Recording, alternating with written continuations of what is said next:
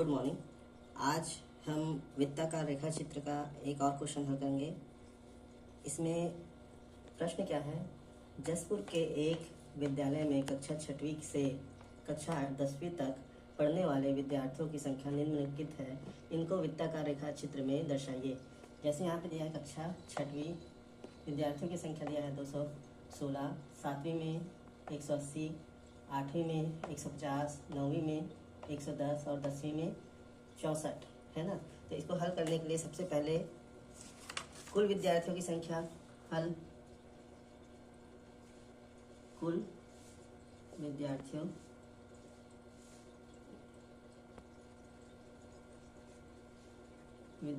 की संख्या, तो सब चारों क्लास की संख्या जोड़ लेंगे। पहला है 6वीं में 216 धन 180 धन 150 धन 110 धन 64।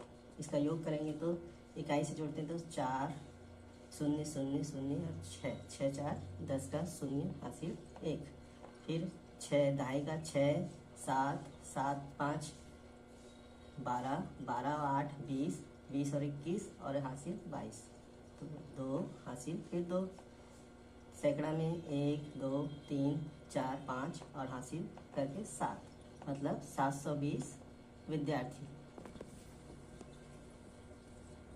ठीक, ये 720 विद्यार्थी पूरे वित्त का प्रतिनिधित्व करते हैं। तो 720 विद्यार्थी पूरे वित्त का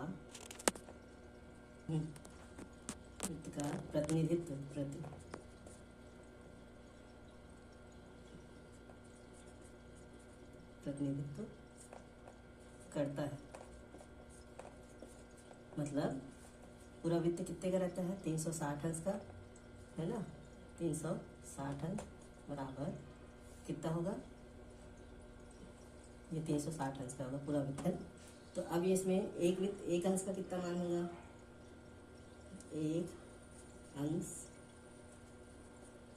का मान बराबर ये होगा 360 भागित 720। अगर इसको हल करते हैं तो ऊपर से शून्य से शून्य कट जाएगा और 36 दूनी 72, मतलब एक बार में और ये 2 बार, ये होगा 1/2, मतलब एक अंश बराबर 1/2 भाग। अब इसको हल करते हैं तो जैसे सभी कक्षाओं का निकालते हैं। कक्षा 6वीं में कितने अंश, 6वीं का बच्चों की संख्या, 6वीं के छात्रों के लिए बना कोण है ना। तो 6वीं के साथ छात्रों के लिए बना कोण, मतलब जितनी 6वीं की संख्या है ना, तो एक अंश में हम क्या करेंगे, उसको गुणा कर देंगे। तो 1/2 गुणित कितना है 6वीं की संख्या 216, तो क्या आएगा 216/2 है ना। तो ये अगर हम हल करते हैं तो कितना आएगा 108 अंश। ठीक है, अब कक्षा 7वीं के लिए छात्रों की संख्या सेम लिखेंगे। उसके बाद 1/2, कक्षा 7वीं में बच्चों की संख्या कितनी है 180, ये हो गया 180/2, तो कितना आएगा 90 अंश। वैसे ही कक्षा 8वीं के लिए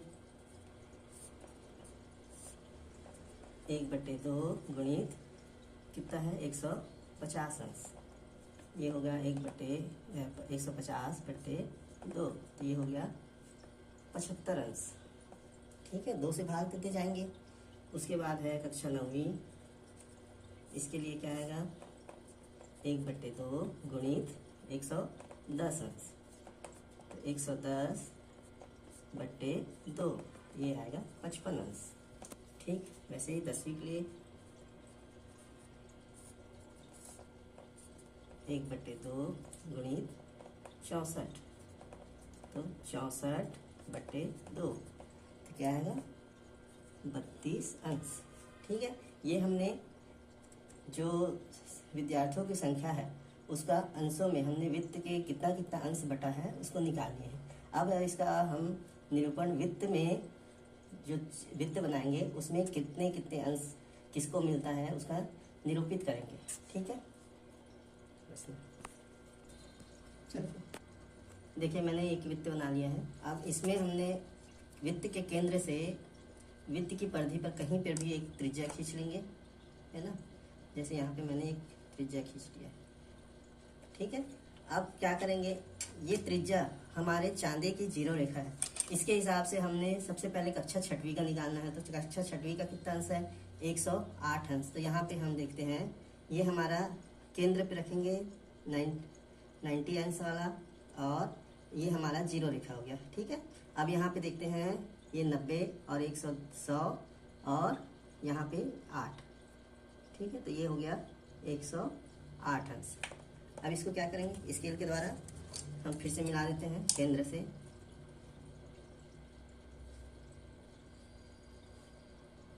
थोड़ा सा ध्यान से मिलाना पड़ेगा क्योंकि एक एक अंश का यहाँ पे बहुत महत्व रहता है। अब ये हमारा एक कक्षा 108 अंश कक्षा छठवीं, है ना। अब फिर से हमारा ये जो 108 अंश कक्षा छठवीं के लिए लिए हैं, ये हमारा फिर से जीरो रेखा हो जाएगा। अब हम कक्षा सातवीं का 90 अंश है, तो ये जीरो रेखा होने के बाद हम केंद्र से फिर चांदे का मिलान करेंगे। ये हमारा जीरो रेखा मिल गया। अब 90 अंश मतलब 90 अंश यहाँ आएगा, सीधा सीधा ये हो गया 90 अंश। ठीक है, अब इस 90 अंश को फिर से मिला देंगे।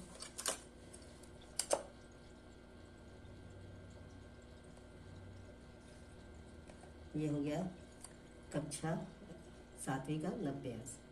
ठीक है, ये हो गया सातवीं। फिर आठवीं का 75 अंश। तो ये हमारा फिर से जीरो रेखा बन गया। अब इस चांदे को ऐसे रखेंगे कि ये हमारे जीरो रेखा केंद्र पे रखने के बाद जीरो रेखा हमारा ये आया 90 अंश का जो सातवीं का बना है। ठीक है, ये देखिए अब यहाँ पे 75 अंश, ये है 70 और ये 5 75 अंश। ठीक, यहाँ पे आपका आ गया 75 अंश। इसको फिर से मिला दें।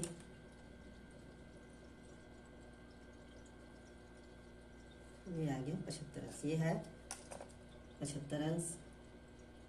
ये कौन सी कक्षा का है, कक्षा ये 9वीं 8वीं का। ठीक है, अब फिर से हमको क्या है, 2 कक्षा बच गया, कक्षा 9वीं और 10वीं। तो ये अब 75 जो है हमारा जीरो रेखा हो गया। फिर चांदी का उपयोग करेंगे, ये हमारा जीरो रेखा बन गया। चांदे को फिर से केंद्र का मिलान करेंगे और ये जीरो रेखा पे मिला दिए।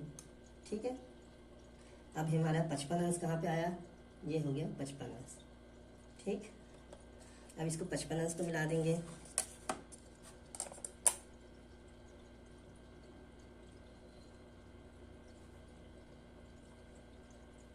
ये हो गया 55 अंश कक्षा 9वीं, है ना। अब इसको हम देखते हैं, ये हमारा थोड़ा सा हिस्सा बचा है। इसको अगर नाप के देखेंगे तो हमको कक्षा 10वीं का 32 अंश जब आ जाएगा। तो ये हमारा जीरो रेखा हो गया 55 अंश वाला। हमारा क्या करेंगे, चांदे को केंद्र से मिलाते हुए जीरो रेखा पे रखेंगे और देखिए यहाँ पे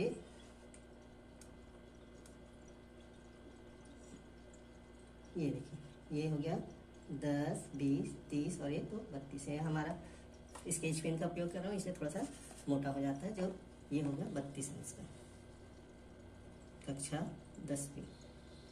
इस तरह से हम वृत्ताकार लेख चित्र बना सकते हैं, लेखा चित्र। ठीक है।